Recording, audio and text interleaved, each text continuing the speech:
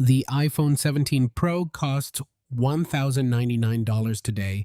The iPhone 18 Pro will almost certainly cost $1,299, possibly $1,399. To maintain its current profit margins, Apple would need to raise the price of the iPhone 18 Pro by around $270. That's not a rumor. That's a bill of materials calculation from TechInsights. And here's the part nobody's saying out loud. The 18 Pro doesn't do anything the 17 Pro can't. Not for you, not for most people. I'll explain exactly why, and I'll tell you one number specifically that should make this decision obvious. Stay with me. So here's what's happening right now. The iPhone 18 Pro is roughly 2 months away. Apple's CEO has already confirmed that price hikes are unavoidable, and prices have already been increased on iPad Air, iPad Pro, and MacBook models to counter the rising cost of silicon. This isn't speculation anymore, it's the new normal. And the reason behind it is genuinely wild.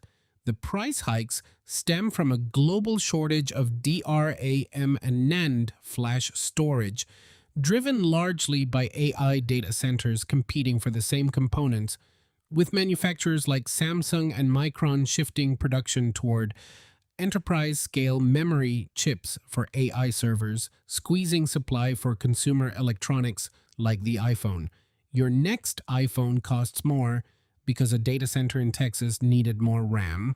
That's where we are. So, what do you actually get for the extra money? And more importantly, should you wait or buy the 17 Pro right now while the price hasn't moved yet?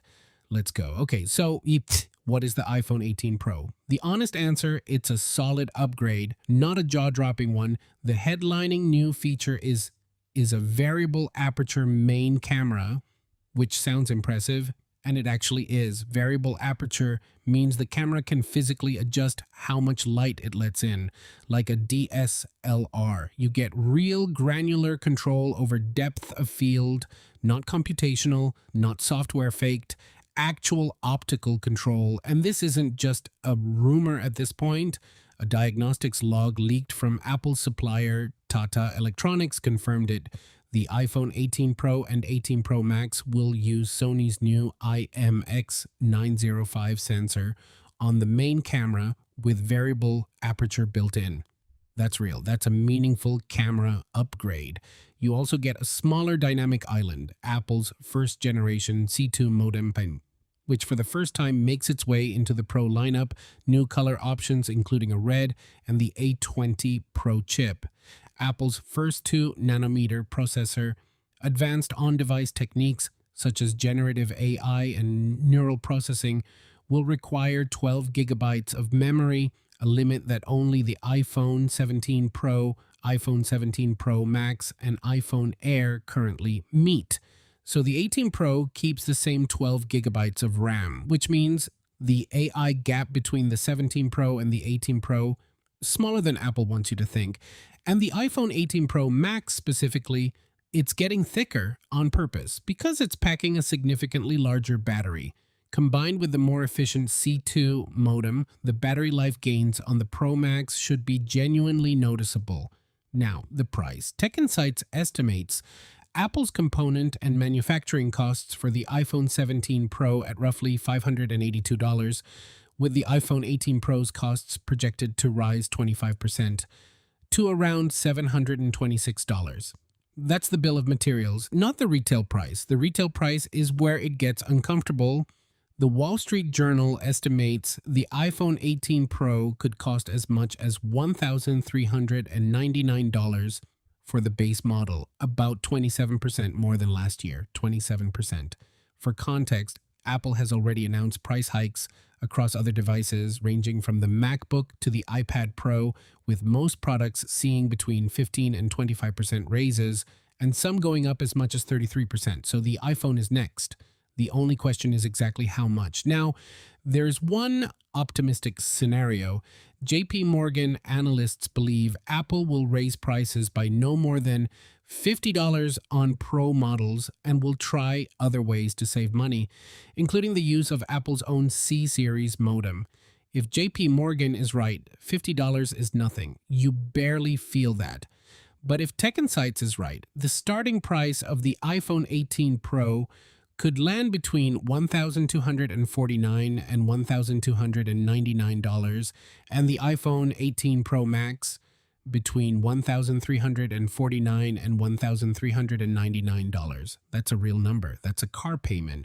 And this memory crisis isn't going away anytime soon. What's causing the unavoidable price hikes is the heavy demand for memory and storage chips driven by the AI data center boom. Companies like Samsung, Micron, and SK Hynix are making changes to their production lines to favor manufacturing high bandwidth memory for AI servers. This isn't a one-year problem, so let's go back to that variable aperture camera, because I said it was real, and it is. But here's the part that didn't make the headlines.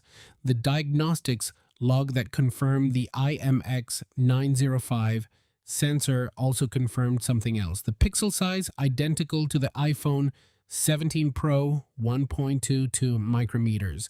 Same ultra-wide, same telephoto, same LiDAR, same selfie camera. So Apple's headline hardware upgrade for 2026 is essentially the same sensor, different aperture mechanics, which is not nothing. Variable aperture is legitimately useful, especially in low light and for portrait work, but it's not the completely reinvented camera energy that Apple's going to sell it as in September. I'm telling you now, manage your expectations. Okay, here's the part that actually matters for most people watching this. The iPhone 17 Pro starts at $1,099 right now. That price hasn't moved. The full suite of Apple Intelligence software launching with iOS 27 requires 12 gigabytes of memory, and the iPhone 17 Pro meets that spec exactly. You are not missing the AI wave by buying the 17 Pro today. You are getting the same hardware baseline as the 18 Pro. Same chip generation performance class, same RAM, same camera system, minus variable aperture mechanics, and you're paying conservatively, $150 to $300 less. Now, who should wait? If you're coming from an iPhone 15 or older, especially if you specifically want the variable aperture camera for professional photography, the 18 Pro might genuinely be worth the premium. IDC thinks a price increase won't impact the number of people upgrading because consumers with an iPhone 15 or older are likely to want to upgrade to get full Siri AI capabilities. That logic holds. But if you're coming from a 16 Pro or 17, you have no business waiting. Zero. And honestly, even if you're on an older device and the camera matters to you, the question you have to ask yourself is this: would you rather spend $1,099 on an excellent phone today or $1,399 on a marginally better phone in 8 weeks? Apple is also reportedly implementing a strategic pricing shift, potentially removing lower storage options to normalize higher starting points, meaning the 18 Pro's base storage could be 256 gigabytes, but the entry price will feel like you're paying for 512 gigabytes. The sticker shock is by design. One more thing, and this is the part nobody really talks about. Prices for DRAM and flash storage are projected to roughly quadruple by this fall compared to last year, according to analysis from TechInsights cited by the Wall Street Journal. Quadruple. That's not a typo. The memory chips that go inside your iPhone are now competing with the chips that power ChatGPT's servers, and the servers are winning that bidding war. It's likely that the summer launches of Samsung's Galaxy Z, Fold 8, and Google's Pixel 11 Pro will also show higher year-on-year pricing. This isn't an Apple problem. This is the entire industry, which means waiting a year doesn't help you. The iPhone 19 isn't going to be cheaper. The iPhone 20, maybe. The iPhone 18e and the iPhone Air 2 are penciled in for a spring 2027 launch, and those base models might see softer pricing. But if you want a Pro, the window to buy at last year's prices is right now. It is closing in September. So my actual take: the iPhone 18 Pro is a good phone. The variable aperture camera is genuinely interesting. The battery gains on the Pro Max are real. The A20 Pro chip will be fast, but none of that changes the math. You are paying at minimum $150 more, possibly $300 more. For a camera aperture upgrade, a slightly smaller dynamic island, and a new modem on a phone that otherwise shares the same fundamental DNA as the device you can buy for $1,099 today. If you need a phone right now, buy the iPhone 17 Pro. It's the smarter purchase at the smarter price, full stop. If you're already on an iPhone 17 Pro, stay there. Nothing in the 18 lineup is worth the upgrade cycle. And if you're on an older device, specifically need the camera control, and you're comfortable paying the new price, then wait. But go in with your eyes open, because Apple is going to sell this as a revolution. And it's really a very good, very expensive evolution.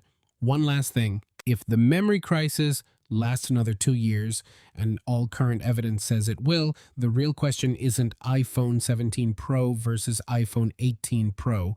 It's whether this is the last cycle where a flagship iPhone costs under $1,200. Think about that. Drop your prediction in the comments. I'm genuinely curious where you land.